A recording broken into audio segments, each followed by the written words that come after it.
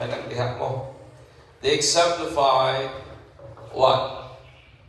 Ang ato pagpamalandong makita nato in the book of Luke chapter 17, 11 down to 19. O nag-ingan ang pulong sa Ginoo.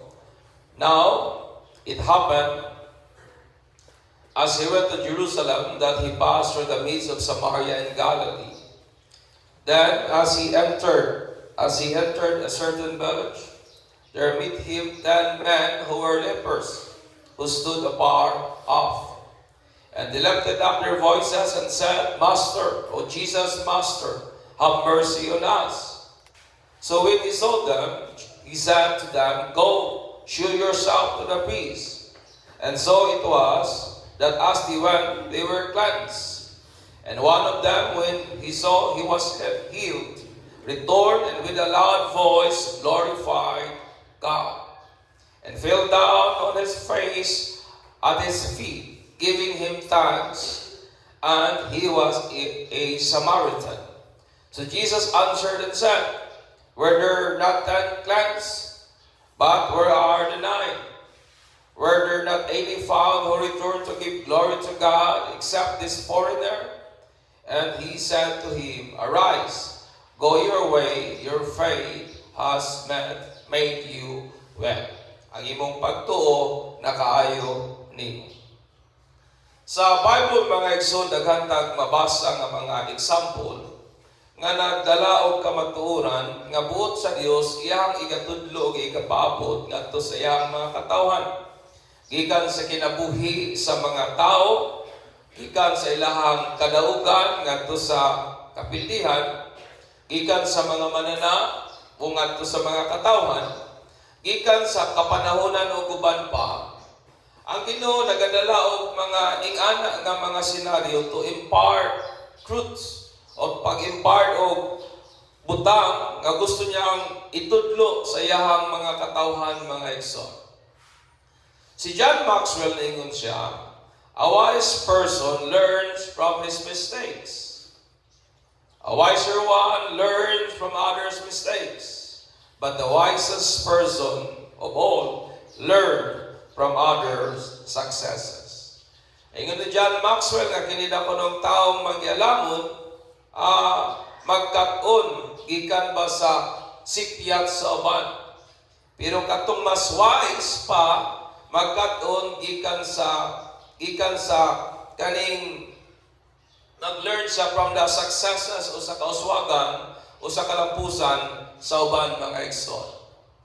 Kini nagpasabot that as individual, ingon nga kita nga mga tao with variety of experience, daghan man tag mga kasinatian sa kinabuhi, we exemplify things that serve as a lessons for ourselves and to others, either in bad or in good way.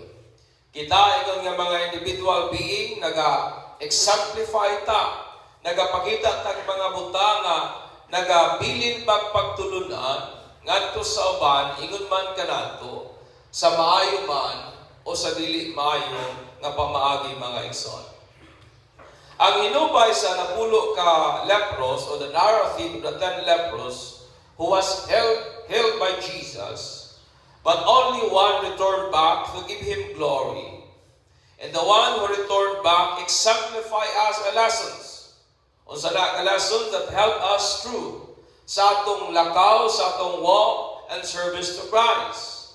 Og moning mga butanga nga atong makatunan gikan atong usang gnaayo nga nibalik aron pasalamatan si Kristo Jesus, mga igsoon. Una, that misery invites mercy. Nga kanibang atong mga kakulian sa kinabuhi, it invites the mercy of God. And 11, ingon niya, kining tulo o si Jesus miagi sa dalan nga ang mga leaders during that time, mga spiritual o mga religious leader, dili kay nila agihan, tungod kay dihang napita, nagtapok ang mga tao, mura ba og outcast sa mga society, apil na ning mga lepers, mga igsoon. In 13, ingon na ng Bible, and they lifted up their voices and said, Jesus, Master, have mercy on us. Mao ning gisyagit sa mga gipangsangla mga igsoon. During sa Old Testament and New Testament time, leprosy po was considered an incurable and contagious nga disease. Giilana nila nga kana nga sakit, makatakot, dayon delikado gyud mga igsoon og way tambal sa ilahang panahon. May man sa ato karon kay naa may tambal ang leprosy. O kung ang usang tao may sakit na leprosy, they are heavily required to stay away from the crowd and to announce their presence if they have to come near. Uban gali sila magdala gamay nga magtingan, announcing their presence kung muagi sila, laliman mo ana, mag-agi ka, putos ka, dahil kadala ka kurang pagtingan sa ice cream ba? Announcing your presence kay ganuman. They are heavily required by the law nga mao na ilahang buhaton. Katong mga infected po with a disease, gilantaw po sila as the lowest in their society. Gilantaw sila nga sila ang pinakalubo sa ilang sosyedad o nagkinabuhi lamang sila ingon nga mga beggar on the side of the road. O nga halos ang ilahang kinabuhi, nabuhi lang sila at mercy sa mga tao kung hatagan sila pagkaon mga igsoon. Sila po, they are also declared as unclean and banished from their society. Naapa sila sakit, i-consider pa sila nga hugaw o ginapalaya sila sa ilang community. Physically in anguish, so physically, suffer sila, lonely, without friends, rejected by their family and loved ones, emotionally and psychologically oppressed, and worse, they become an illustration for sin. Muna ang kahimtang sa mga lepros, mga igsoon, giabog sa ilahang mga mahal sa kinabuhi, naginusara, way amigo, nagsuffer emotionally o physically, o ang sakit pa, dinahimo silang illustration sa kung unsa ang sala mga igsoon.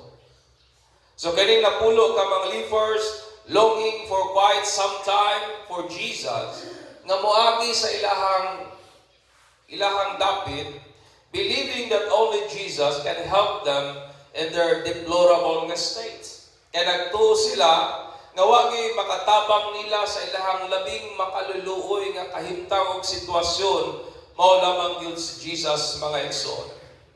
O sa dihang niagi ang kahigayunan o ang oportunidad niabot, they shouted in faith. And remember nga dili sila allowed moduol sa tao. Mo na ingon ang Bible, from a considerable distance, they shouted, begging mercy kang Christ. Siguro pasig diri siguro dito sa dalan nanyagit sila. Jesus, agalon, Master, kaluyin taon kami. Pagkadungog ni Jesus mga igsoon sa ilahang siyagit, miduol dahil si Jesus kadto nila, kansang kasagarang mga religious leader, dili nila buhaton o ingon man tong mga ilado nga mga personality during their days. Sa inumdumi nga si Jesus, kadtong mga outcasts, kadtong mga wounded, kadtong mga taong gina-reject sa society, iduol ni Jesus mga igsoon. Kanina yung napulo kalipers sa ilahang deplorable state, gipakita ni Jesus ang iyang kaluoy. To have mercy comes from Greek word eleo. It means to feel sympathy with the misery of others, especially such sympathy which manifests itself in action less frequently in words. Mao ni ang kaluoy. Ipakita nimo dili lamang sa pulong, kundi diha gyud sa buhat o sa lihok mga igsoon. O kana nga action only within his term. O kana nga action dili tungod kay imo siyang ipugos, tungod kay kana nga action siya gyud ang magbuot niana, so di ka makadikta mga igsoon. O ang root word po sa eleo, nagikan sa word nga eleos, it means the emotion rose by contact with an affliction which comes with which comes undeservedly on someone else. Buti pasabot nga kanila ang kaluoy sa Ginoo toward sa atong mga misery which none of us deserve. Amen. That is mercy. Walay niyo sa nato deserve sa kaluoy sa Ginoo. Mao na nga gitawag og mercy because we are undeserving. Amen. Why niyo sa nato deserve sa mercy ni Lord? O ang lepers, mga igsoon, gi-address usab nila si Jesus as master. It means epistatis o commander or chief. Mao na ilang address. It means nga ilang i-acknowledge ang authority. Ilang i-acknowledge ang authority ni Jesus nga kaya niyang suguon ang ilahang sakit nga mohawa mulayas gikan nila. O kining napulo ka lepers are begging Jesus in faith, who at His mercy can change their misery into joy. Nasabtan sa mga lepers nga sa kaluoy lamang yun ni Jesus, mahawa sila sa ilahang makaluluoy nga kahimtang. Amen. Sa mercy lamang ni Jesus, mahawa sila sa ilahang deplorable, sa ilahang misery, sa ilahang physical anguish, sa ilahang mga kakulian nga ginasuffer sa kinabuhi, turning their misery into joy, mga igsoon. Wala man siguro tayo literal na leprosy sama aning mga tawana. Sama na ning napulo ka mga leprous, my friend. But leprosy, understand me, carries a significant spiritual meaning that was used in the Bible as a graphic illustration of a destructive and deliberate power of sin in a person's life. Ang leprosy po ginagamit sa Bible, ingon nga ihemplo o hulagway sa pagpakita ba kung unsa ang kadaot nga resulta sa sala sa kinabuhi sa tao.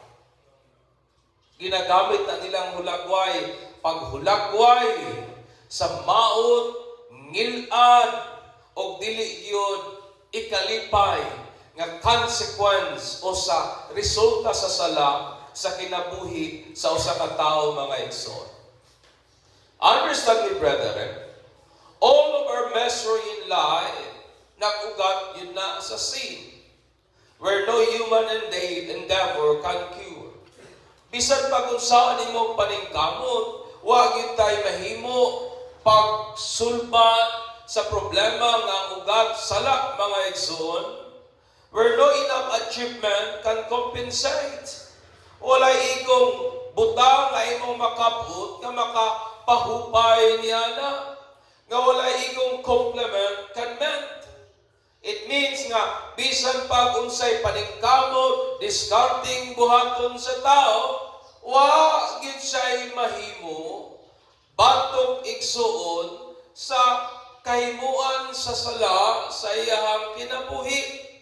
Understand me, for only through the mercy of our Lord Jesus Christ, nga diha lamang sa kaluoy ni Kristo Jesus, that our misery, mga igsoon, ma-change sa rason nga tungod aning atong wretched nga state, tungod aning atong makaluluoy nga kahimtang, because of sin, that God show His mercy toward the undeserving. Amen.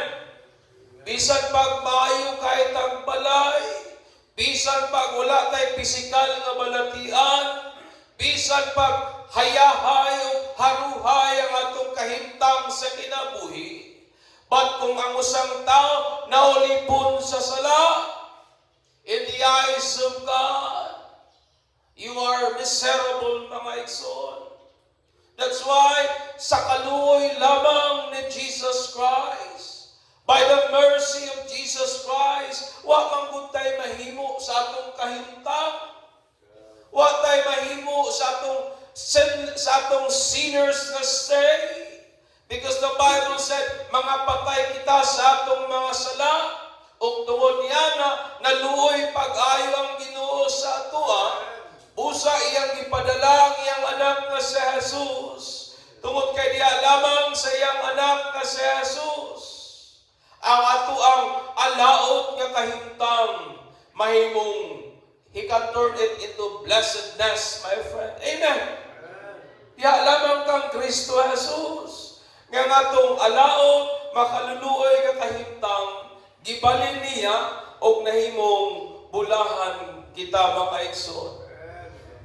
Mercy invites mercy. Mawit ang ningon si Jesus, wa ko miyanhi para sa mga tarong ug lawas. Amen. Wala ko niyani para sa mga way sakit, niyani ko para sa mga masakiton, niyani ko sa mga miserable o mga taong nagkinahanglan sa iyahang kaayuhan. Mercy invites mercy, mga igsoon. Ikaduha, obedience brings miracles.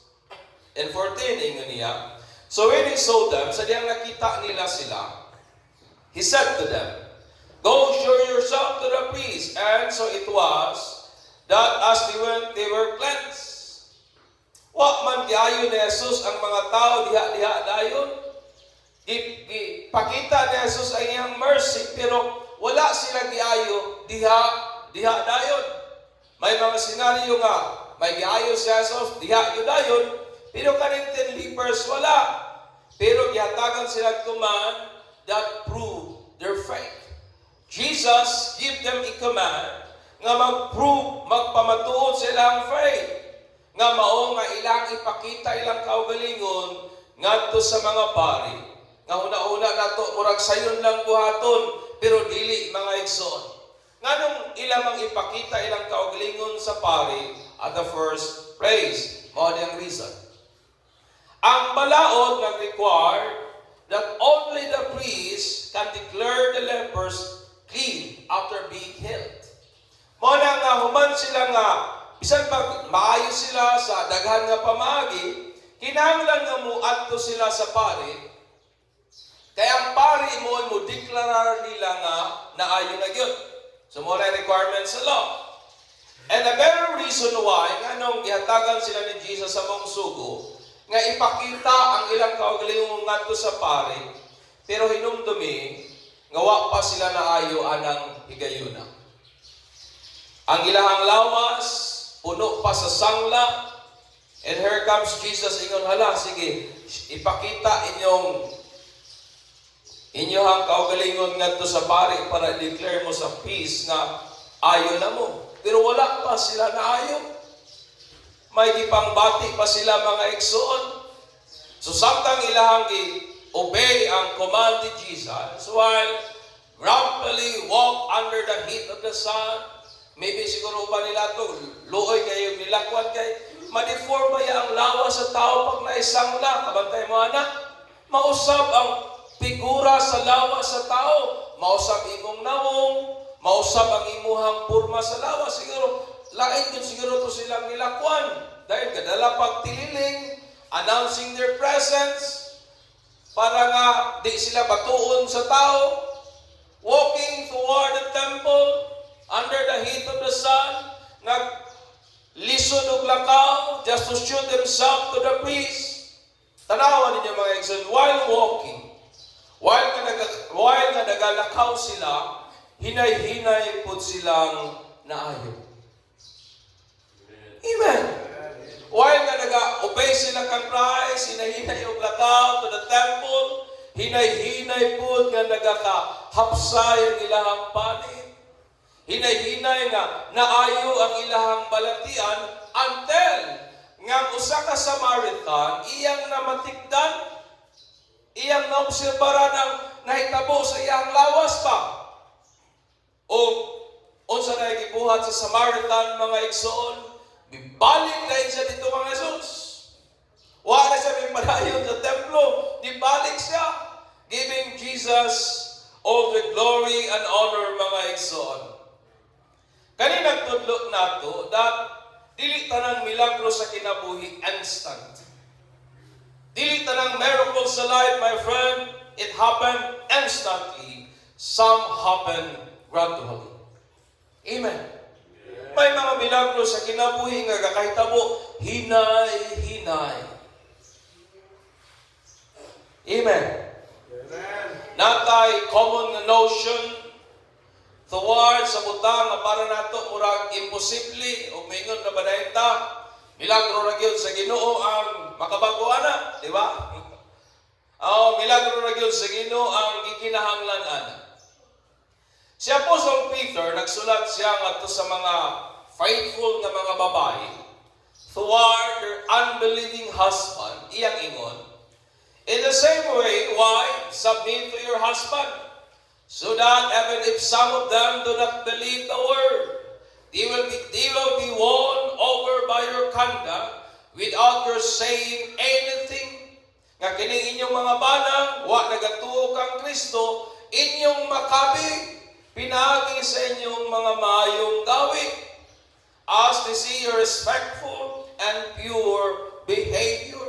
Makita nila ang inyong batasan nga, nagarespeto nila, o ang inyong putli nga kinayahan, inyong makapig ang inyong mga bana, nga wa mituo sa Ginoo. Sa pikas pod nga bahin, ingon po si Apostle Paul, on the contrary, if your enemy is hungry, feed him. If he is thirsty, give him something to drink.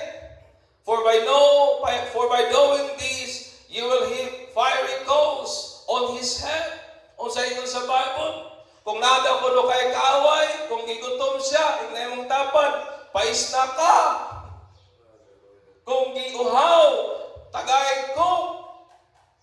Kung gigutom, lungagi, pakana, kaya nga naman, imo daw kunong ibubuan ang nagsilaab ng kalayo sa iyahang ulo. And to the point nga maulaw ra siya sa iyahang ginahimo sa imuha mga igsoon. Thus, ingon din si Pablo, do not be conquered by evil, but conquer evil with good. Ayaw pa daw sa dautan. Daga ang dautan pinagi sa maayo. Ingon po ng Ginoo sa book of Malachi 10, bring the whole tithes into the storehouse so that there may be food in my house, and test me. Know indeed, says the Lord of hosts, if I will not open for you a windows of heaven and pour out for you a blessing until it overflows, then I will rebuke the devourer for you, so that it will not destroy the fruits of the ground. Nor will your vine and field cast its grape, says the Lord of hosts. All the nation will call you blessed, for you shall be delightful land, says the Lord of hosts. Malachi 3:10-12. Ug daghan pa kayo mga verses sa Bible nga nagpamatuod mga igsoon that obedience brings miracles. Mo na nga kung gusto tag milagro sa atong kinabuhi, then in faith, obey God's word. Amen. Kung gusto tang milagro sa kinabuhi, then diha sa pagtuo, tumana ang giingon sa Ginoo. Miracles of changed life happen when in faith we obey the word of God. Ang milagro sa kabaguhan o kausaban sa kinabuhi, muabot na kung diha sa pagtuo atong ginatuman ang pulong sa Dios. The miracles of inner healing happens when we obey to forgive others or accept the things that have happened according to the Word of God.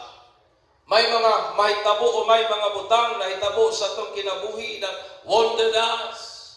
May mga butang sa kinabuhi that hurt us, sulod aning atong mga kasing-kasing. Mga butang siguro nga wa na to i-anticipate. Mga butang siguro nga nasakitan kita pag-ayo tungod kay we have been betrayed. Daw gitraidor ta ba? Daw gibaligya ta.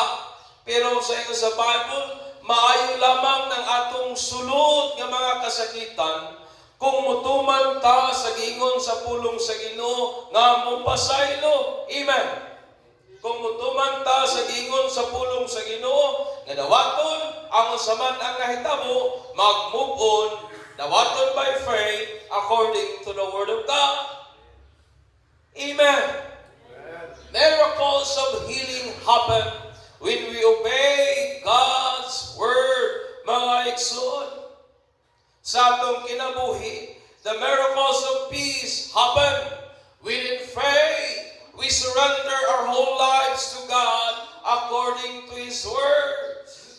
Kung gusto kag milagro sa kalinaw, mahitabo ka na siya kung atong itugyan, isurrender sa Diyos ang tanan natong pagkakita. Amen. When we lay down before the feet of Jesus, everything na nato mga igsoon, then we will have this peace of God, the miracle of peace, ato yung masinati mga igsoon. Ang milagro sa stability sa kinabuhi, sa pag-atubang sa mga unos o mga bagyo, happen when in faith we exercise the Word of God. Muna ingon ni Jesus, katong mga wise iyang ingon, they are the one who hear my word. O sa diyang nadunggan nila akong pulong, ilang ibuhat, so pag-abot sa mga bagyo sa kinabuhi, ang ilang balay, wa matiog, wa maguba, wa madaog. Because the miracles of stability during tough times in life happen when we obey the Word of God. Amen. Di ba di ba naman tayo panultihon nga, kumusta naman ka, Tero, Brad? Grasya rin yun sa Ginoo nga nakalahutay minisa, dagkong pagsuway sa kinabuhi. Ganong nakalahutay man mo, because you obey the Word of God. It is a miracle. Amen. Nga, kung imo bitang balik lang taon, makaingon na lang kag, yung sa manamo to Ginoo ba? Nagsunod-sunod ang mga sakit, nagsunod-sunod ang mga problema, nagsunod-sunod ang mga patay, nga makaingon ta, murag di siguro na to kaya, but in faith, we obey God's Word. In faith, naglahutay ta. In faith, nag-aampo ta. In faith, we glorify God, nahibong na lang ka. Nganong nakalahutay ka, huwag mong matingala na. It is a miracle. Milagro na sa Ginoo igsoon. Tungod kay kung ang tao mutuman sa giingon ni Kristo, miracles happen. Mahitabo yun ang milagro igsoon. Di ba tinuod? Daghang kayong mga problema sa balay nga, mga relasyon nga, taas ng panahon, mura og di yun maayo.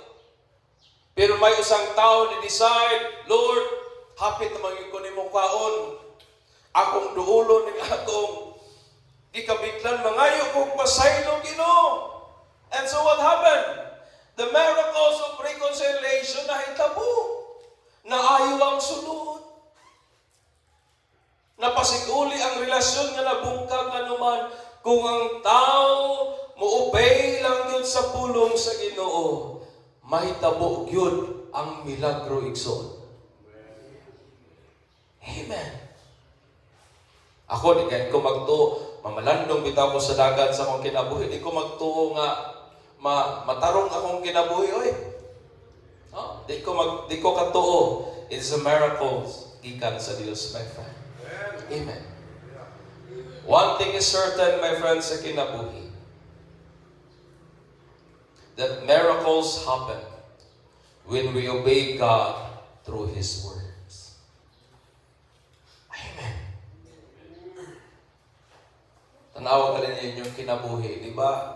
Kung atong sudungod o pamalandungan, makaingon na kita, Lord, salamat. O sa'yo, magtulog na lang atong luha, pamalandong ba? Giyon sa mong kunin mo pag-sustain, Lord. Giyon sa mong kunin mo pag-preserve. Giyon sa mong kunin mo pag-yak o pag-karga o pag-aas sa Ginoo. Ang imo na lamang mahimo. pasalamatan ng Ginoo sa milagro nga nahitabo sa imong kinabuhi igsoon. Ikatulo, awareness causes glorification. Mao ning ingon sa Bible, and one of them, mo nitong lepers, mo nitong Samaritan, when he saw that he was healed, returned and with a loud voice glorified God and fell down on his face at his feet, giving him thanks. Sa gibuhat sa Samaritan, uban ang dakong tingog, nihapa sa tiila ni Jesus, gisimba niya si Jesus, o gihatagag pagpasalamat mga igsoon. Samtang kining napulo ka lepers naglakaw toward the temple, aron ipakita ilang kaugalingon sa mga priest, aron nga ang paring ideklara sila nga nahinluan na, o mabalik sila sa ilahang society. Ang ilahang deplorable nga state, my friend, were gradually and noticeably changing. Hinay-hinay o dayag o nagakaklaro kayo. With the only Samaritan notice that he was healed. Nagtuko katong uban nga ayo man punto. Pero kini lang yung Samaritan ang nakabatikot yun sa iyang kayuhan. Bibalik din siya sa iyang dalan, uban ang dakong tingog. Kini nga word po is, dirigi ka ng word po nga megaphone. Nakakuha na ba mo megaphone ka ng imong gunitan para mapusok pag-ayo ibang tingog? So at the top of his lungs, kining maong tawhana, shouting, kining tawhana, dancing, maybe di siguro niya kaya itago ang iyang kalipay. Nagdagandagan toward Jesus, shouting, giving glory to God. Pag-abot niya sa tiil ni Jesus, mihapa dahil siya o nagpasalamat sa milagro nga iyang naangkon mga igsoon. Understand me, brethren. Kung ato lang imbitaw ang ablihan ng atong mga mata, when we just open our understanding and contemplate on the things that God has done and been doing in our lives, just like the exemplified the Samaritan, we will be astounded by His grace and can contain our own, our worship, and our gratitude to God, which is an act of glorification. Kung ato lang ibitang ablihan ang atong salabutan, kung ato lang ibitang pamalandungan ang mga butanga gihimo na sa Dios o mga butanga ginahimo pa sa Ginoo sa ato ang kinabuhi, mahingang hagit ta sa kahibulungan niyang grasya. Amen. Mahingang hagit ta sa kahibulungan niyang gugma, o dili nato kayang maitago ang atong pagkahingangha, ang atong pagsimba, ang atong pagpasalamat nga kaniya, nga mo'y pamaagi sa paghatag nato kadungganan o kahimayaan sa iyang gamhanan nga pangalan mga igsoon. Amen. Kung ato lang ibitang ablihan ng atong mga mata. Sa Bible, nayon sa katao nga atong gina-adore tungkol sa iyang tenacity o sa iyang strong devotion to God, tungkol sa iyang wagi paglingap nga pagsalig sa Ginoo ba. Siya ang pinakakamanghuran sa ilahang magsuon. Paborito siya sa iyang amahan, yet hated siya sa iyang mga igsuon. Diba na may usa nato anak, daghan kay nga mga anak, may usa ka paborito. Pero sa iyang paborito, mo'y dumtan sa tanang igsuon. Paglagot ng igsuon. So ano siya? Paborito siya, yet hated sa iyang tanan nga igsuon. And then, gi-attempt pagid siya nga patyon, wa man madayon, gibaligya siya sa slave trader sa iya pag yung kaugalingong igsuon. It means he was betrayed by his brother. And then, nakonbiktahan pagid siya crime nga wa niya gibuhat. Napasanginlan siya sa sala nga wa niya nabuhat, na-frame up siya. Nalimtan siya sa prisuhan sa taas-taas nga panahon.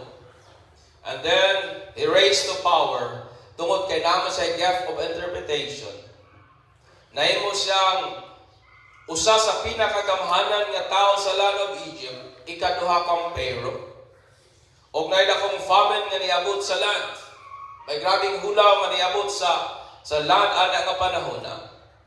Og naghatag tog pamaagi nga iyang magtakbo o iyang mahimamat pag-usab ang iyang mga igsuon who hated and betrayed him.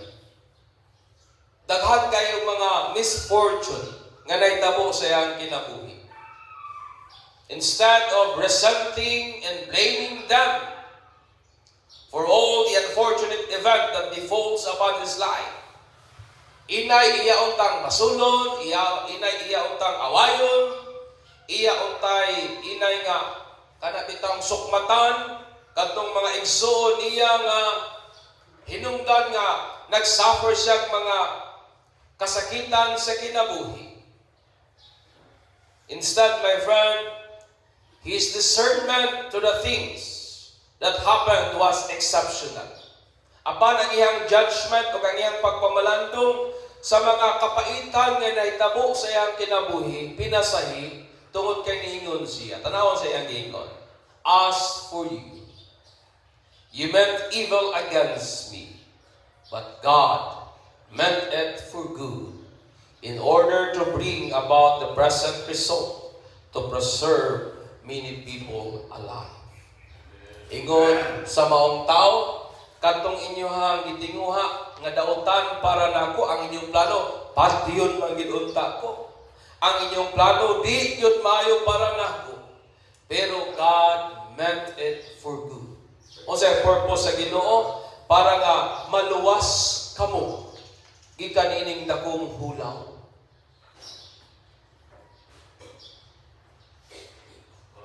Amen. O kining tawhana mo si Zacchaeus.